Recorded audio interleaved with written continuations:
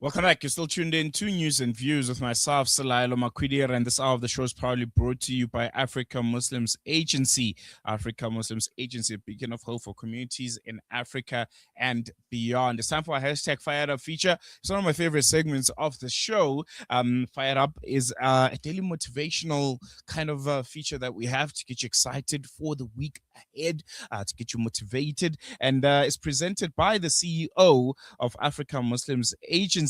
Hafiz Imraan Choonara is the CEO of AMA and is also a personal excellence coach. And he brings us a topic on Fired Up that he explores on his own. He goes on a really wonderful soliloquy. And this time around, he'll be talking about faith and how it is not inherited, but it is rather chosen. Take a listen and be fired up.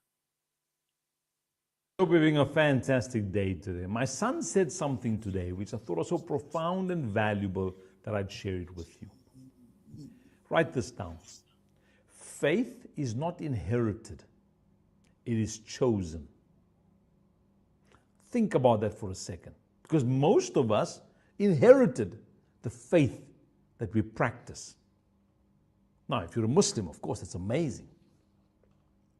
Now, think about this for a second, because most of us would understand that people who are non-Muslim, when they revert to Islam, we sometimes have this perception that those people become stronger Muslims, as we say, or more committed Muslims than someone born into the faith.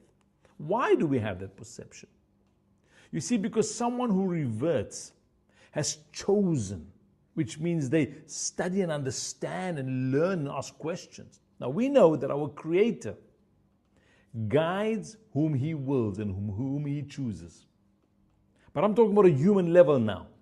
You see, often when we are born into a faith, we practice the rituals, we practice the practices of that faith, often without taking the time to understand it and truly value the power of those practices, the purpose of those practices, the value of those practices. So we do it, and sometimes, oftentimes, we take it for granted. Whereas someone who reverts to Islam does not take it for granted, because they saw a different path before that. And they can see how amazing this path is compared to the destructive path they were on. So they chose to practice. And we see it often as they're more committed or stronger Muslims. Now, we're not there to judge it. That's for our Creator to do. We don't know. But this is why it's so important that even if you were born into a faith, you inherited it, so to speak, make the effort to understand it, learn it, so that you understand the value of what you do and the purpose of why we do certain things and behave in certain manners and believe certain things.